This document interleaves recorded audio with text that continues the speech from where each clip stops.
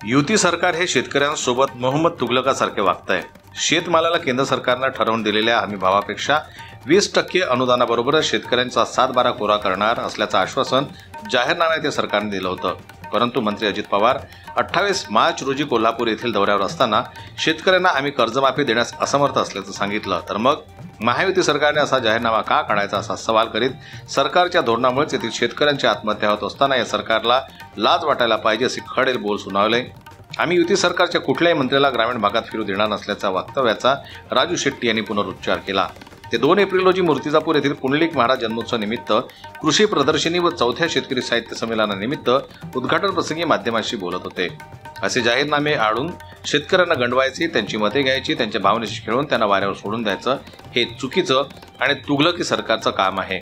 मूर्तिजापूर तालुक्यात एकाच आठवड्यात 3 शेतकऱ्यांनी आत्महत्या केली आणि महाराष्ट्रात रोज शेतकरी आत्महत्या होत आहेत। या आत्महत्या कशा रोखता येईल या प्रश्नावर ते म्हणाले की शेतकऱ्यांना उत्पादन खर्चापेक्षा कमी भावानं माल विकावा लागतो। शेतकऱ्याला उत्पादन खर्चापेक्षा कमी किमतीमध्ये आपला शेतीमाल विकावा लागतो।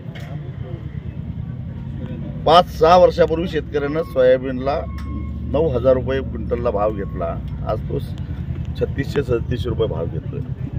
5-6 वर्षापूर्वी रासायनिक खताच्या किमती किती होत्या, बियाण्याची किमती किती होत्या, तणनाशकाच्या किमती किती होत्या, मजुरी किती होती। म्हणजे एका बाजूला उत्पादन खर्च प्रचंड वाढत चाललेला आहे, दुसऱ्या बाजूला बाजारामध्ये शेतीमाल विकून पैसा कमी यायला लागलेला आहे आणि ती जी तूट होते ती तूट भरून काढता काढता शेतकऱ्याचा जीव कासावीस होतो आणि मग आपल्या मुलाबाळांचं भवितव्य काय, आपलं भवितव्य काय या चिंतेपोटी शेतकरी आत्महत्या करतो।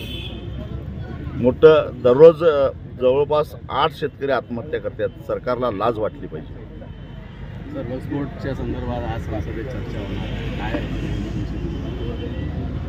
जे काय कायद्याप्रमाणे व्हायचं ते होईल। नेमकं संसद काय भूमिका घेते ते बघू आणि मग ठरवू आम्ही।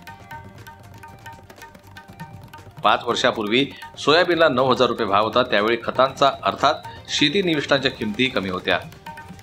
आता शेती उपयोगी औषधे, खते यांचे भाव मोठ्या प्रमाणात वाढले आहेत। त्या तुलनेत शेतमालाला भाव मिळत नसल्यानं शेतकऱ्यांच्या उत्पन्नात तूट होते।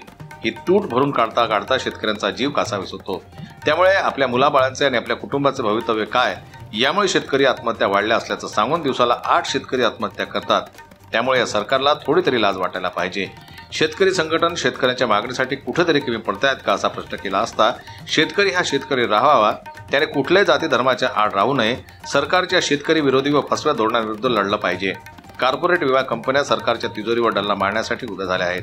जीएसटी, उत्पादन खर्चात होणारी वाढ, महागलेलं रासायनिक खते, बी बियाणे या गोष्टींकडे शेतकऱ्यांनी गांभीर्याने लक्ष दिलं नाही, यात शेतकरी कुठेतरी जबाबदार असल्याचं ते म्हणाले। संजीव मग, जनमत लाईव्ह न्यूज, अकोला।